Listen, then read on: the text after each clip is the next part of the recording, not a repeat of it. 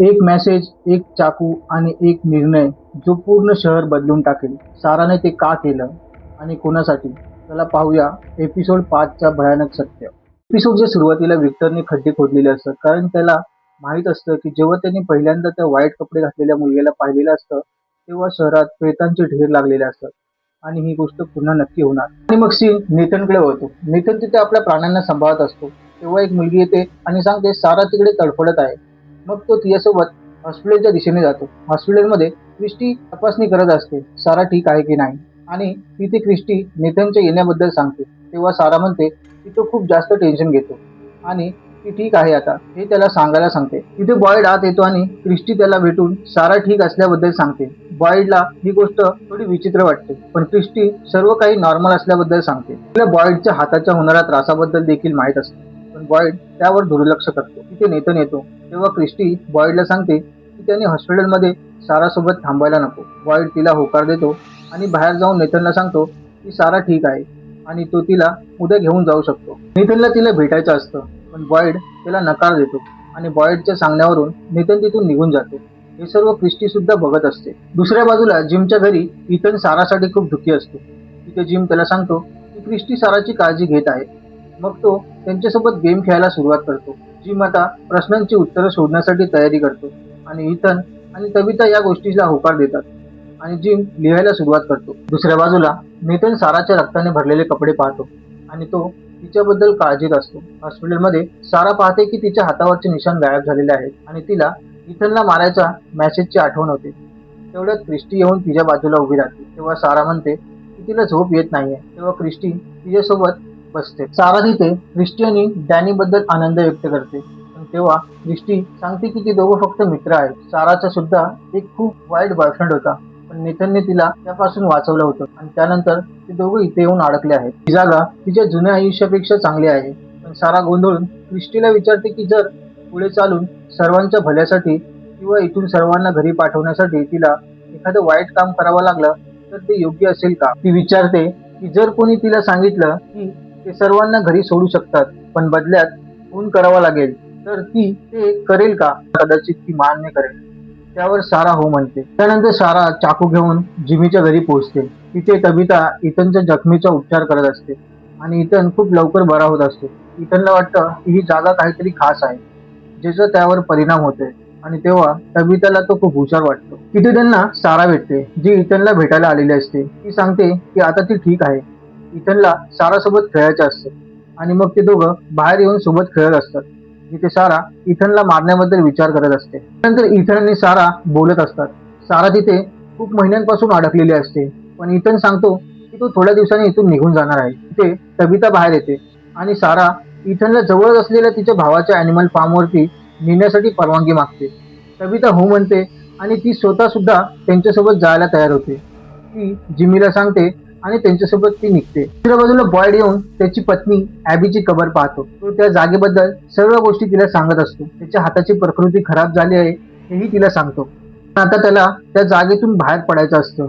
त्यासाठी त्याला काहीतरी करायचं असतं. त्याने याआधी अशा अनेक कल्पनेवरती काम केलेलं असतं, पण त्याला कधीच यश मिळत नव्हतं. त्यामुळे तो हसतो. म्हणून त्याला पुन्हा एकदा प्रयत्न करायचा असतो. त्याच्याकडे दुसरा काही पर्याय नसतो. तो त्याच्या पत्नीला मदतीसाठी काही संदेश देण्यासाठी सांगतो. तर आपण पाहतो नेथन येऊन खात्रीला भेटतो. खात्री तिथे एका जागी शांत बसलेला असतो आणि नेथन तिथे एका पापाची कबुली करायला आलेला असतो. खात्री त्याला बोलायची परवानगी देतो. तर सीन चेंज होतो आणि इथन प्राण्यांसोबत खेळ असतो आणि सारा व तबिता बोलत असतात. सारा त्यांच्या कुटुंबाचं कौतुक करते. तेव्हा तबिताला वाटते की इथे सर्व लोक घाबरलेले आहेत आणि सर्वांना घरी जायचं आहे. तबिताला सांगते की घरात कधी तिलस्मी दगड नसला तर त्यांना मॉन्स्टर पासून वाचण्यासाठी अनेक ठिकाणे आहेत जी तिला माहिती असली पाहिजे. ती सांगते की त्यांच्या या घरातही असे एक ठिकाण आहे आणि मग ती तबिताला घेऊन आत येते. दुसरीकडे खात्री भडकतो आणि नेथनला थांबवतो. खात्री म्हणतो की सारापासून सर्व लोकांना धोका आहे आणि ते दोघं तिथून निघतात. सारा तबिताशी बोलता बोलता तिला पुढे नेते आणि एका खोलीत बंद करते. ती सांगते की ती हे सर्वांच्या भल्यासाठी करत आहे. शहरात नेथन आणि खात्री पोहोचतात, जिथे खात्रीला बॉयड दिसतो. नेथन कॅन्टीन मध्ये येतो आणि साराबद्दल विचारतो. तेव्हा एक मुलगा त्याला सांगतो की ती इथन सोबत त्याच्या फार्मवर आहे. हे ऐकताच नेथन तिथून पळत सुटतो. फार्मवर सारा इथनच्या जवळ येते. तबिताला सारा सोबत न पाहिल्यामुळे इथन घाबरतो. तिथे येऊन इथनशी माफी मागते. तर दुसरीकडे आतून तबिता ओरडत असते. बाहेर सारा इथनला पकडते आणि नितीन तिला थांबवायला जातो. पण झटापटीमध्ये साराच्या हातातून चुकून नितीनचा गळा कापला जातो आणि तो तिथेच मरून पडतो. तिथे खात्री सुद्धा पोहोचतो आणि हे सगळं पाहतो. सारा खात्रीकडे पाहते. त्यानंतर जिम फार्मवरती पोहोचतो आणि त्याला तबिताचा आवाज येतो. मग तो तिची सुटका करतो. ते दोघेही बाहेर येऊन पाहतात तर त्यांना तिथे इथन दिसत नाही. पण थोड्याच वेळाने जुली इथनला घेऊन तिथे पोहोचते. मग कुठे त्यांच्या जीवात जीव येतो आणि मग क्रिस्टी येऊन नेतनची तपासणी करते. नेतन मृत्युमुखी पडलेला असतो. वाईल्ड सुद्धा हे पाहतो. तिथे खात्री सांगतो की सारा तिथून पळून गेली आहे. काही वेळानंतर सर्वजण घराकडे जात असतात. जिथे जिमीशी बोलायला बॉयड आणि खात्री येतो. पण जिमी त्यांच्यावर भडकतो. तो म्हणतो की तुम्ही म्हणाला होता की आपण सगळे इथे कुटुंबासारखे राहतो, पण दुसऱ्याच दिवशी साराने आम्हाला मारायचा प्रयत्न केला. इथे सर्वजण जनावर आहेत असं बोलून तो तिथून निघून जातो. घरी पोहोचल्यावर जुली सांगते इथन तिला जंगलात सापडला होता आणि मग ती इथनला घेऊन वरच्या खोलीत जाते.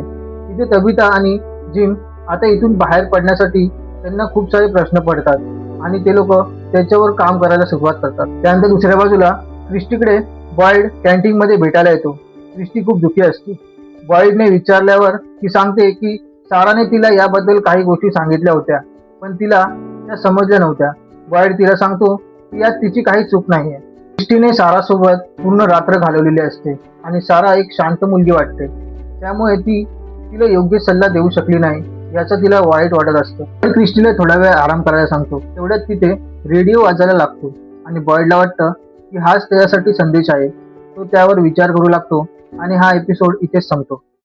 तर मित्रांनो, हा होता फ्रॉमचा एपिसोड 5, जिथे साराच्या एका निर्णयाने सगळं बदलून गेलं. नेथन मेला, सारा पळाली आणि या शहराचं रहस्य अजून खोल होत चाललंय. आता प्रश्न एकच, साराला कोण कंट्रोल करतंय आणि पुढे टार्गेट कोण असेल? एपिसोड 6 मध्ये हे सत्य समोर येणार आहे आणि ते ऐकून तुम्ही थक्क व्हाल. व्हिडिओ आवडला असेल तर लाईक नक्की करा, चॅनलला सबस्क्राईब करा आणि भेटूया आपण पुढच्या एपिसोडला.